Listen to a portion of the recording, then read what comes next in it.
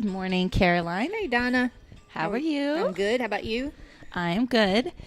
And at least hopefully everyone can hear us both clearly this time. Right. We had some glitches. It has taken us a while to work these microphones out and to just get a feel for this whole system. It's a different system. And I am definitely not a technical kind of person. Neither am I. So, anyways, today we thought that we would just kind of talk about our interest and A little things. more backstory, right? Right. Yeah. So what we wanted to talk about some was giving you more a picture of who we are and why, our personality lends itself to being where we are. Right. So Donna, tell us a little bit about yourself first. Okay.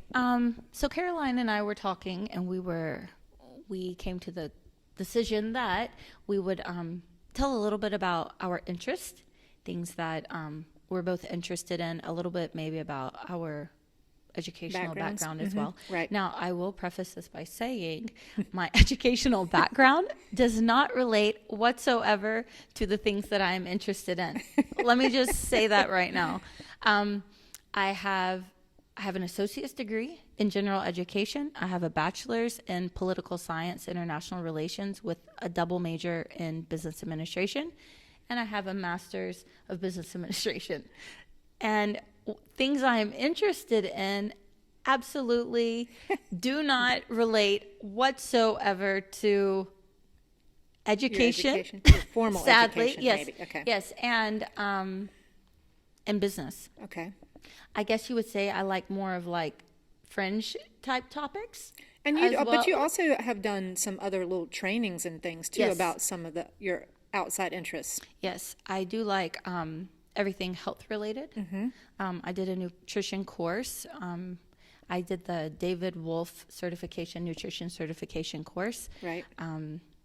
We've done a lot of things. Yes. But MUI trainings. Yes. Life coaching course. Yes.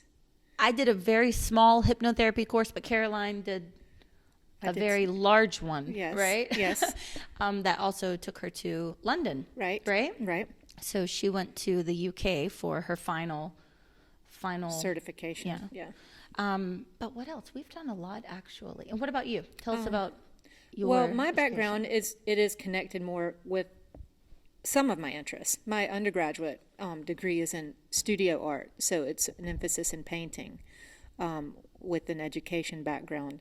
So my undergraduate is kind of like where my passion lies, is with art. And then I have a master's degree in teaching English. And then I did what? I did life coaching. I have life coaching certification from IIN, and then I have hypnotherapy. I'm certified for hypnotherapy. But I just kind of all over the place. Energy healing, and I'm a writer. You're a real writer too. So it's just kind of all over the place. But we're just interested in so many things, and you and I both, I think one of the things that really is a common thing with us is that we're like always learning, right? Yes. We're always reading, we're always growing, we're always interested in things, whether it's health or, or anything really, exercise, anything. So I think that what happened was we found ourselves like coming to work like really early and just having our own, I think it was my husband who said it was like we were having a little dwania here in the mornings, which is like the Kuwaiti version. I think it started off as a political, like for the men to get together and have like political talks and stuff like that. But it's just become like a real social gathering kind of thing. But we kind of started our own little social thing here in the mornings. We and did. we're talking so much about what? About Well, talking about anything and everything, to be honest. And that's the thing. That's one thing that Caroline and I have in common is that we love so many different topics. Right. So it's like, it's really hard. And we've talked about this many times. It's hard for us to just put our finger on one particular thing and just want to devote all of our time and energy into that. Right. When we like so many different things. Right. You know, I mentioned that to my sister, by the way, the other day. And she was saying she totally understood with that because she's similar in that sense. She likes so many different. We're curious. Things. Yes. We are very curious. So it's, you know, when we have like a really good idea, oh, let's go into the nutrition thing. Yeah. And then it's like, hey, let's also do the life coaching thing. Oh, yeah. But then let's do this. Oh, that's really interesting. But what about that? You know? So we have, interest a broad base, and a lot of, I mean, I'm not trying to like knowledge or whatever about many different things. We have a background in a lot of different things. Not saying we're total experts, but I mean, and we don't want a little bit about a lot. Right. And we didn't want, that was not our goal anyway, was to come off as being the experts and come off as giving people advice. Although we could, in a lot of the areas, come off as giving like definitive advice about what you should eat and what is your exercise routine should be like and what should you do with if you have this sort of, you know, emotional type issue going on. We would like to offer like our perspectives on things, and we will do that here and there. But the whole point was kind of just like, let's just get on here and share. And also, if anything we say or an idea or something like that can help anybody, or even just entertain you for the day, add some levity. Yeah, because people need to laugh. Right. And I think that's where people really enjoy, and I know I do, like if I'm listening to a podcast or watching a show, which we'll talk about the shows in a minute, but I feel like when you're doing that, you find ways to connect with people or like, oh my God, somebody else thinks like that too, or they have that issue too, or whatever. So I think that we learn the most by just tuning into other people, and that's what we hope to do here.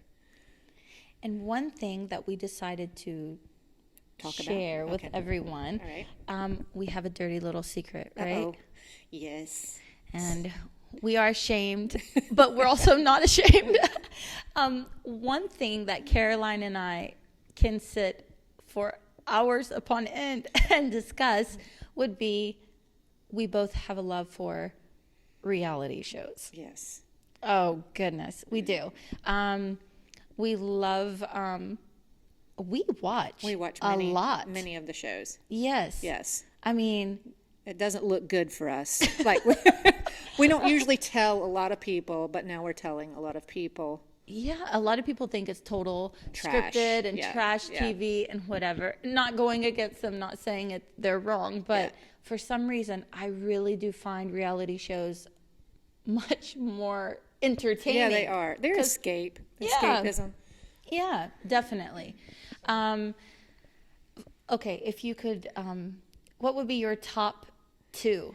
Well, I like, and I think you and I have talked about this before, but I like the 90 Day Fiancé, the whole series. Me too. And there's a new part of 90 Day Fiancé. The Other Way. The Other Way. So it's 90 days. So they're people who have had a fiancé or trying to see if this person is going to be a fiancé from another country, and it's usually an American, right, who's trying to bring their fiancé on a 90-day visit or fiancé visa.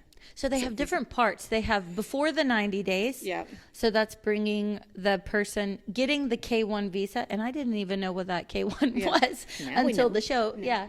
They get the visa, and then they bring the person. And then once they enter the States, they have 90 days to get married. Get married.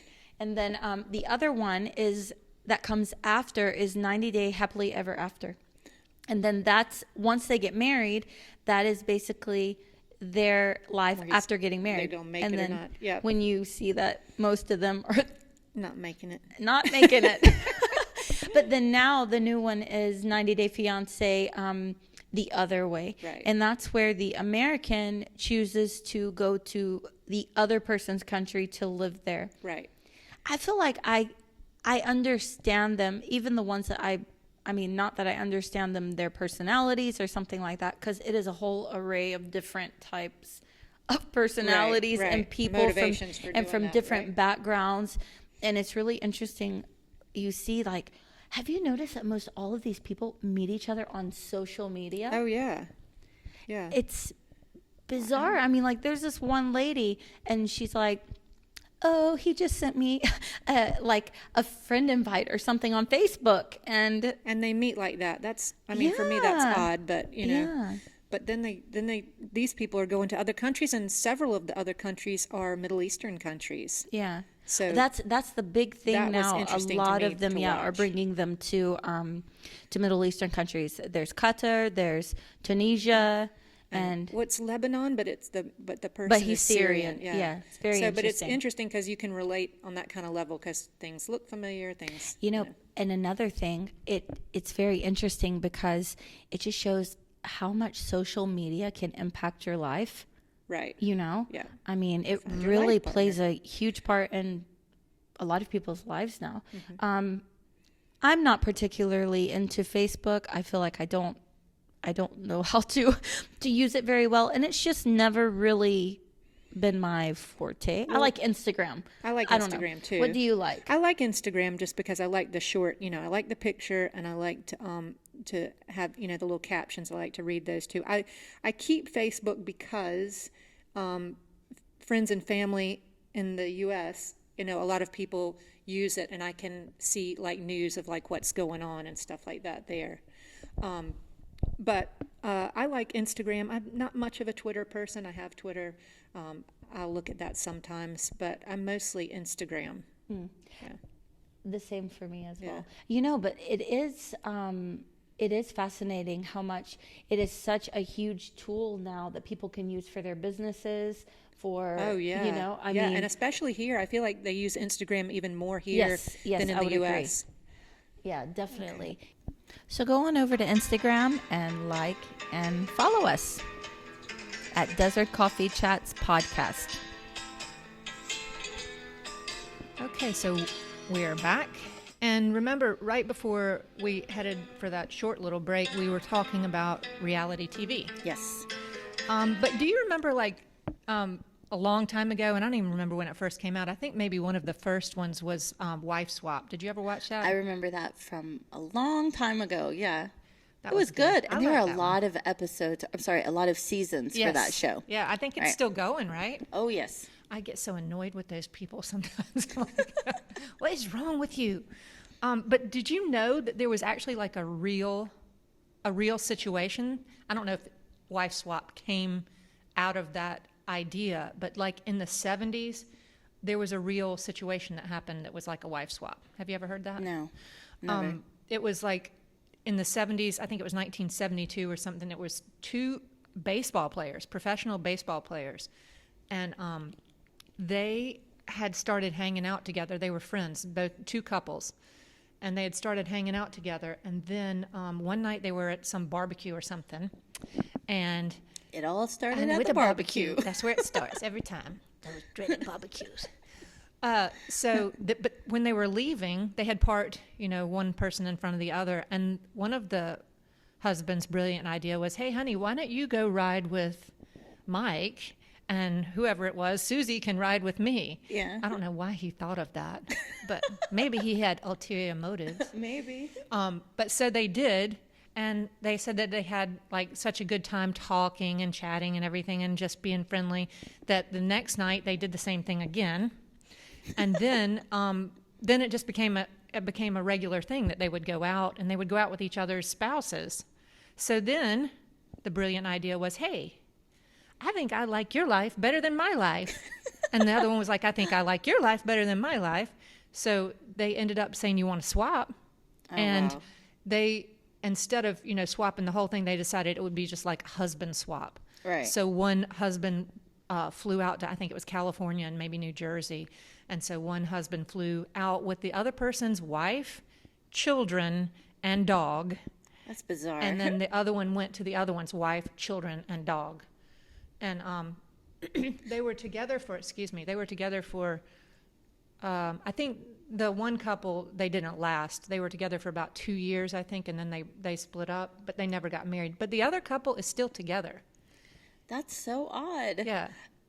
That show, well, that's interesting, at least that the original people, like, stayed with the other person, because now the wife swap episodes and the seasons now, man, they absolutely hate the other family. Yeah, they hate each other. But one thing I do like is that at the end of the show, it's like even though they go through something completely, a completely different change from what they're used to, they all take out of the situation something. They learn something from it. Yeah. Yeah. And I don't know if that's Yeah. scripted, if it's real, whatever. But to me, that's the interesting thing. And now they have they are really putting like odd people. Yeah, Like completely opposites. Yes, Like these yes. people, I think they were similar. Like the couple that didn't get married that split up had said that they were both like the same.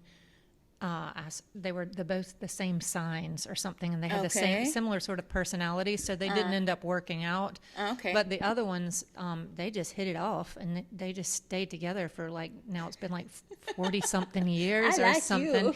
Yeah, but wanna keep what does you. that say about maybe like you don't want to put temptation in your spouse's way? Maybe like Right? you don't like next time your Yeah. spouse says, let your friend come ride with us, you be like, no, I don't think so. Yeah, exactly. But that's also weird that you would be so sure, that you're married and you're so happily married and you have 2 young children, and then all of a sudden, like complete, turnaround, and I changed my whole mind, and I think I'll be married to that guy now. Obviously, they were not happily married. But it if, says they were. I don't know. I mean, That's- obviously there must have been something there, but it's Yeah. weird, right? Yeah, very strange. But that actually reminds me of an article, and I read it yesterday. I was browsing online. Whenever you log out of your email, there's different news sites that comes up with the different topics in the news. Yeah. Yeah. I saw this one, and I thought it was funny. Okay, funny, but very interesting and odd all at the same time. Okay. It was from this site called Mirror.com. It's a UK newspaper. Yeah, I've seen that. The title of the article was Disturbing Origins of Wedding Traditions from Cutting the Cake to Carrying a Bouquet. Okay. And they had such a long list of things and traditions that people do now, but it actually comes from something kind of twisted Not back good? in the day. Really? Yeah. The first thing was, okay, in a wedding, the tradition of not seeing the bride the night before. Okay. Okay, that actually comes from the time of arranged marriages, so the couple wouldn't run away after seeing their arranged match. So obviously, Okay. if a family had arranged their son, with another family to marry this one girl, but let's say she wasn't particularly pleasant to Okay, look at, all right. if he were to see her before, he would run. Now, let me say this.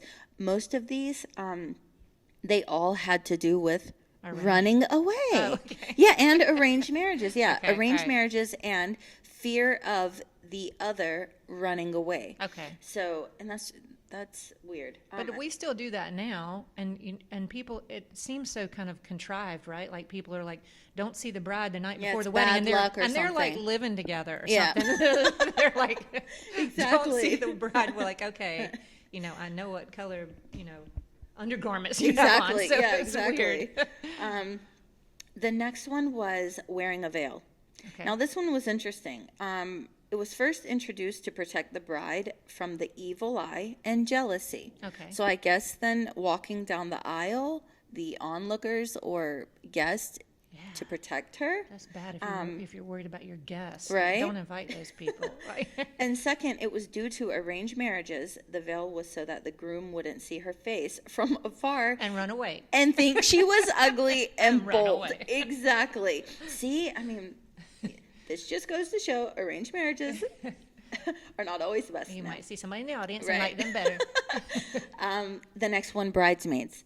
Okay. Back then, they wore similar dresses to the bride, and it was to confuse her exes and outsmart evil spirits. Oh my gosh. But now, the bridesmaids, they don't wear dresses similar to the Not bride. to the bride. Did that mean similar to each other or to the bride? No, it actually said similar to the bride.